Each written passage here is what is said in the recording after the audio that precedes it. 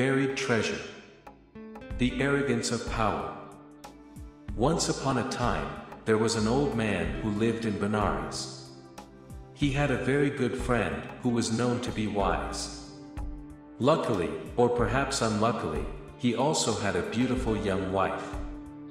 The old man and his young wife had a son. The man came to love his son very much. One day he thought, I have learned that my beautiful young wife cannot always be trusted. When I die, I am sure she will marry another man, and together they will waste the wealth I have worked so hard for. Later on, there will be nothing left for my son to inherit from his mother. So I will do something to guarantee an inheritance for my deserving son. I will bury my wealth to protect it for him. Then he called for his most faithful servant, Nanda. Together they took all the old man's wealth deep into the forest and buried it. He said, My dear Nanda, I know you are obedient and faithful.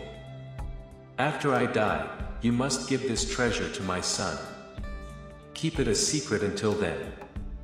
When you give the treasure to him, advise him to use it wisely and generously. Before long, the old man died. Several years later, his son completed his education. He returned home to take his place as the head of the family. His mother said, My son, being a suspicious man, your father has hidden his wealth. I am sure that his faithful servant, Nanda, knows where it is. You should ask him to show you. Then you can get married and support the whole family. So the son went to Nanda and asked him if he knew where his father had hidden his wealth. Nanda told him that the treasure was buried in the forest, and that he knew the exact spot.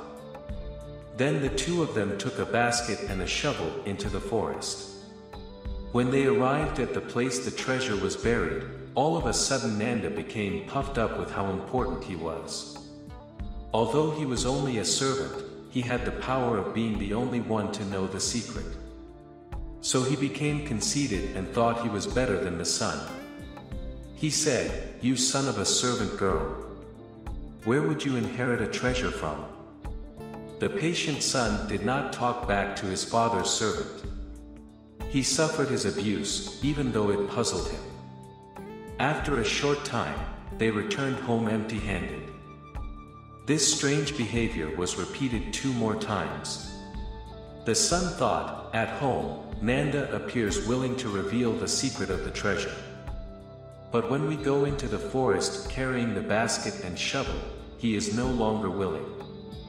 I wonder why he changes his mind each time. He decided to take this puzzle to his father's wise old friend. He went to him and described what had happened. The wise old man said, Go again with Nanda into the forest. Watch where he stands when he abuses you, which he surely will do.